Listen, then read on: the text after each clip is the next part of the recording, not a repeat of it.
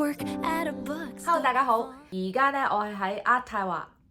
今日咧我做嗰班機咧係我喺呢一間公司之中做過最輕鬆嘅一班機，因為淨係一腳由多倫多飛嚟渥太華，飛行時間係39分鐘，而乘客數量係21位。咁我哋形容一啲比較少客人嘅航班就叫 light loading 嘅。咁由於今日好 light load 啦，而且個飛行時間好短，所以咧好輕鬆咧派完 snack 同埋飲品咧就可以收工啦。而我今朝早嘅 check in time 係朝頭早5:55，即係差唔多6點嘅時間。所以我哋8點鐘咧就已經 land 到去渥太華㗎啦。而聽日嘅 check in time 即係返工嘅時間係朝頭早7點幾嘅時間。咁即係我足足有24小時，即係一整日嘅時間咧會喺呢度休息嘅。咁而家多倫多係已經係回暖嘅時候啦，所以而家出邊嘅天氣都係好好嘅。但係我今日咧就唔諗住出去啦，我就帶齊晒嘢食。因為我查過我自己冇乜餐廳想去食啊，所以咧我就諗住慳翻啲錢去到第二啲地方有想食嘅餐廳先至出去食。今集咧我就想講下 crew scheduling 呢一個部門。我咪同你講過我 seniority 咪唔係好高嘅。如果你有睇我之前嘅片，我哋每一個月嘅 schedule 都係由一個 system 去分配嘅。每個月嘅月頭就要 bid 下個月嘅航班，即係你想飛嘅目的地或者係一啲時間你係想翻工嘅。咁雖然我呢一班機今日淨係一腳飛嚟渥太華，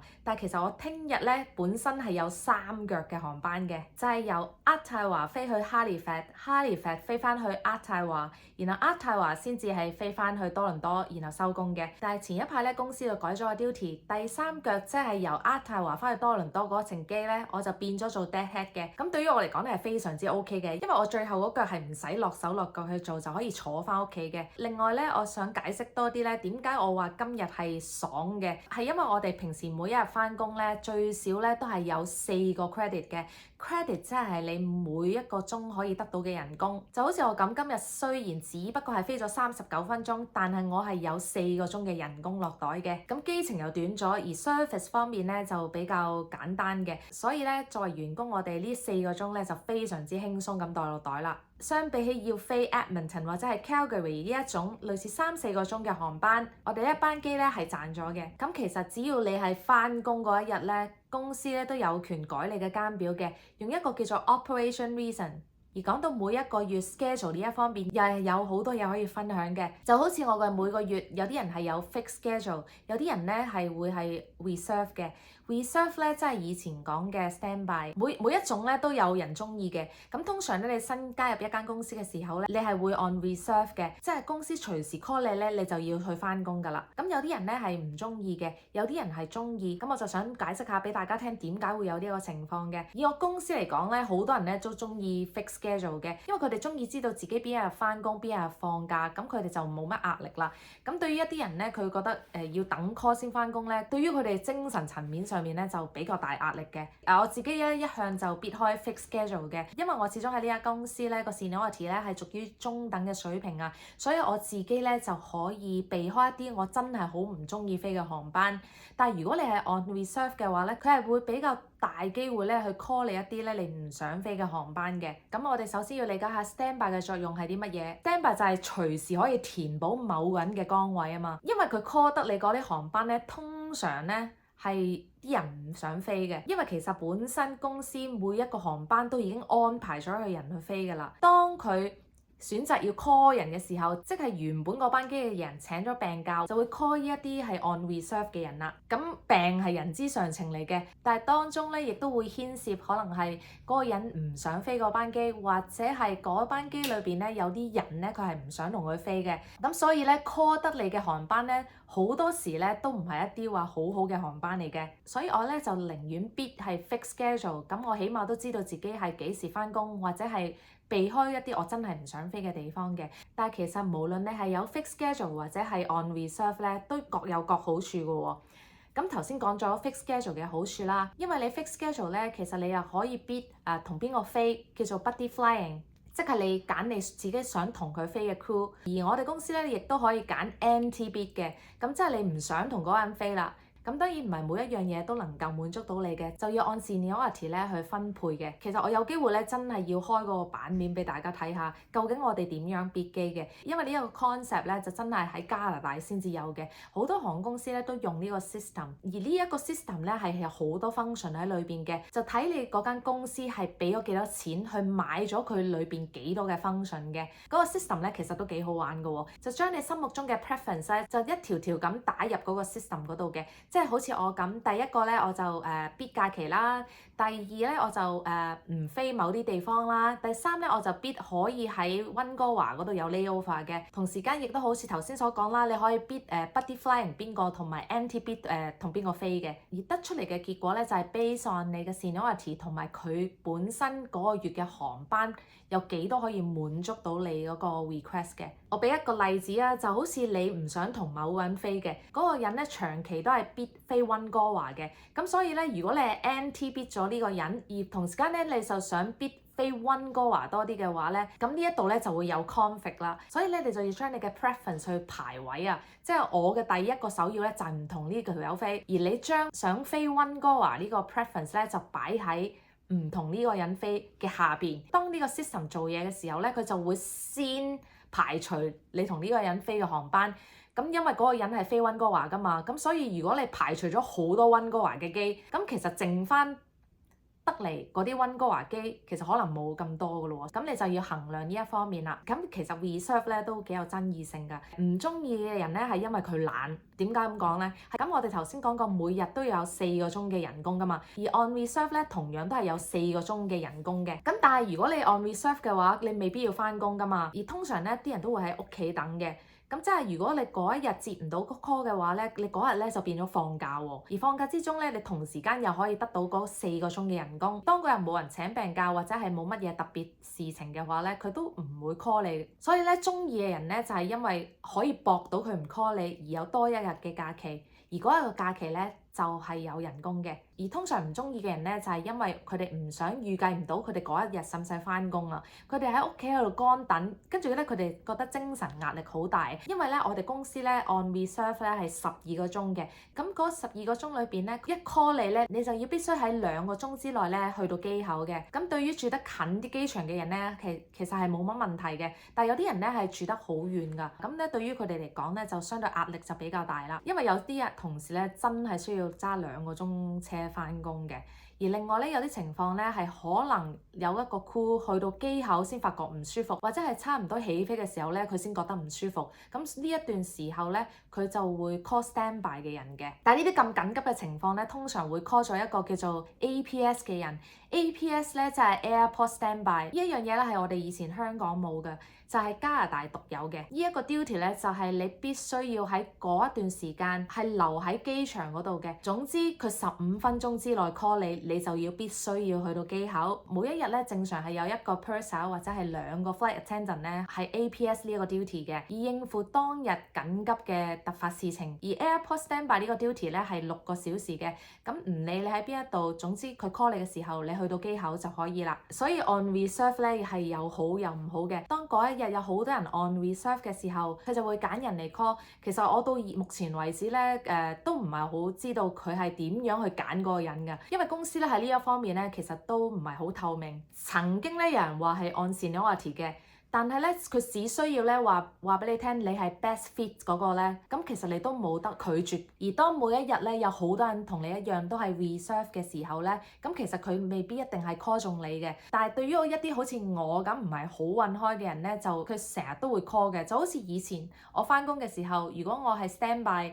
好多時咧，我都預咗自己會飛嘅，就好似有種感覺係佢有啲人咧係特別容易俾 crew scheduling 去 call 嘅，而有啲人咧就好少俾人 call 嘅。咁其實呢一方面咧，我都問過同事咧，係冇乜人有一個定案㗎。而另外咧，都基於你嗰個月咧係咪比其他人飛得少而去選擇 call 你嘅。而以我經驗咧，雖然我係喺公司 seniority 比較中等嗰個位置啦，我一 standby 咧。好多時咧都會 call 我嘅，咁所以咧就要睇下你係咪一個好彩嘅人啦。因為呢一方面咧真係冇一個透明度嘅。咁由於我係分享緊有關我公司嘅嘢啦，所以就一啲敏感啲嘅嘢咧我就冇喺度問嘅。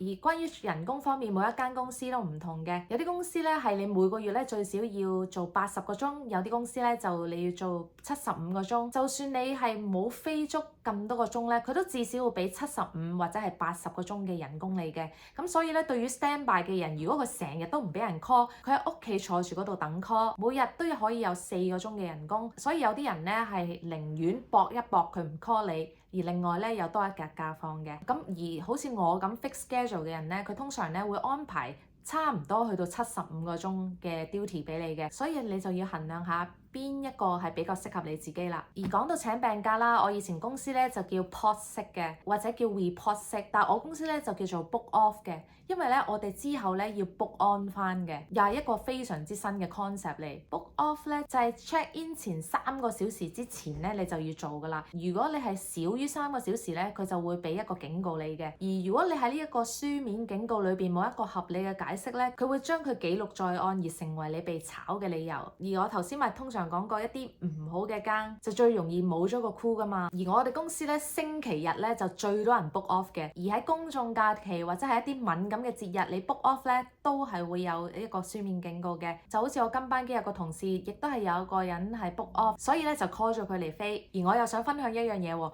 咁每一間公司咪有最低佢會俾你嗰個人工。假設我公司係每個月會俾75個鐘嘅糧你嘅，咁咧一啲 senior 啲嘅人咧，佢就會逼一啲機咧係一日要做10個鐘嘅，即係例如係 Vancouver 嘅 turn， 即係每一程已經係4個幾5個鐘啦。咁佢如果做一個 turn 即係即日來回嘅意思，咁佢一日咧就可以 KO 咗10個鐘嘅 duty。所以換而言之，如果佢哋逼一啲我哋話係 high credit single day 嘅 duty 咧，佢每一個月咧佢只需要飛7至8日，其他時間咧就係放假啦。所以呢一類型嘅 duty 咧係好多 senior 咧都會爭住做嘅。而如果佢嗰一個月咧選擇 book off 嘅話咧，咁即係咧佢又翻少一日工，就唔同一啲好似我哋咁樣，因為我哋每一年咧淨係得12日大假嘅啫。對於我哋一啲 seniority 唔夠高，bid 唔到 high credit single day 嘅人咧，我哋嘅 duty 咧通常可能1、2日或者係3、4日。我哋如果想真係請病假咧，我哋就必須要請2日以上啦。咁12日咧就會好快用完啦。於是咧，如果你 seniority 夠高嘅話咧，你絕對喺呢一行咧係覺得好輕鬆嘅。而加拿大咧呢度咧唔似香港喎，以前咧我要請病假咧，即係病到死下都仲要去排隊睇醫生噶嘛。但係呢一度咧，如果你係放2、3日病假嘅話咧，係完全唔使醫生紙嘅。到你請晒嗰一年嗰12日嘅 quota， 佢先至會開始要求你出示醫生紙嘅，因為你已經過咗佢嗰個12日嘅 limit 啊嘛。其實都合理嘅，你病到死下你仲要出去睇醫生，仲要呢度加拿大咧，你唔係行路可以去睇醫生噶嘛，即係你又要揸車，所以我覺得呢一點咧都係非常之好嘅好處嚟嘅。嚟緊咧，我諗我都想 bid 下 reserve 啊，因為我而家真係要落手落腳去做先至可以拎到我嗰75個鐘嘅底薪噶嘛。但係如果我係 reserve 嘅話，我 seniority 又屬於比較中等嘅位置，咁其實佢 call 嘅機會咧係相比 junior 咧係細嘅，咁所以我嚟緊咧就諗住 bid 下 reserve 啦。咁對於我嚟講咧，我係唔介意 reserve 嘅。咁以前喺舊公司更加唔介意啦，因為雖然咧佢都會 call 你一啲好爛嘅航班嘅，即係飛得耐 allowance 又少嗰啲。咁但係咧，如果你係公司咧係有啲唔錯嘅 destination， 隨時咧你係會飛到一啲你本身未必 bid 到嘅航班，就好似我以前飛 LA。都係一啲我未必 bid 到嘅航班嚟嘅。而人工方面 based on 嗰75鐘嘅 basic hour 咧，我哋仲有一個叫做 per diem 嘅嘢嘅，就係由你 check in 至到 check out 嗰段時間嘅。咁 per diem 咧係一個比較細嘅數目嚟嘅，每一間公司都唔同嘅。平均嚟講咧係4個鐘加紙左右。由我今朝早5點55分 check in 就開始計，直到我聽日下晝3點鐘 check out。咁而呢一個 per diem 咧就唔計稅嘅。咁所以咧有啲同事咧都中意一啲比較長啲嘅 layover。咁佢就可以賺多啲 per diem 啦。但係對於我一啲比較中意留喺屋企嘅人咧，最好咧嗰個 layover 咧其實越短越好嘅。而另外你飛多個75個鐘嘅話，又點樣計咧？咁佢都會按翻嗰個你飛多咗個鐘去出糧俾你嘅。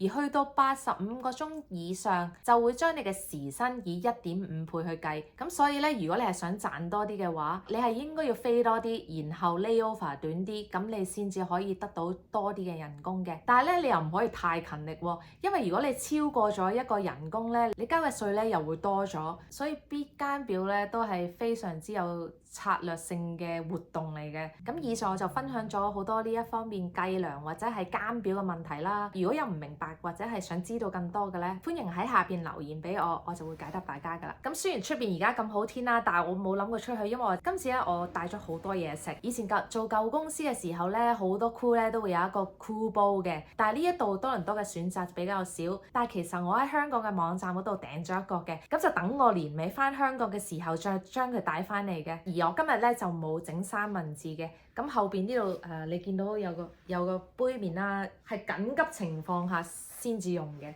咁另外我都帶咗呢一堆嘢嘅。咁因為飛前嗰幾日咧，我就去咗大統華，咁佢哋嗰度咧有好多幾好食嘅麵包嘅。咁但係我最想食嗰個雞尾包咧，佢當日就冇，咁我就買咗呢一個千層丹麥酥嘅，7個9.9。咁咧本身有2個嘅，但係我留咗一個喺屋企。另外我亦都喺嗰度買咗呢一個雞蛋餅，而我以前喺香港咧，好中意去嗰啲傳統嘅麵包鋪咧度買麵包食噶，一定係買菠蘿包同埋雞尾包。另外咧，我亦都好中意食嗰個紙包蛋糕啊，但係呢一度咧實在太貴啦，而且又唔係咁好食，所以我就少啲買。咁另外咧，我之前亦都講過，好中意用呢啲咁樣嘅 Ziploc 嘅嘢噶嘛。咁我就呢一個咧係裝咖啡嘅，因為我中意朝頭早咧飲齋啡，咁就買咗 Tim Horton 嘅齋啡啦。咁啊裝喺呢度，唔使成罐帶啊嘛。跟住另外就係、我諗呢個唔係好多人中意食，呢個就係date 棗嚟嘅。雖然佢係本身咁甜，但係唔係個個都中意食嘅。咁但係我就覺得佢幾健康咁樣，所以就長期帶住喺身。咁另外咧，亦都有喺 Costco 買嘅無花果，係我又好中意食啲健康嘢。咁另外咧，我亦都打生果啦，洗咗啲提子。另外係香蕉2個橙，一啲零食，一個芝士嘅 nachos。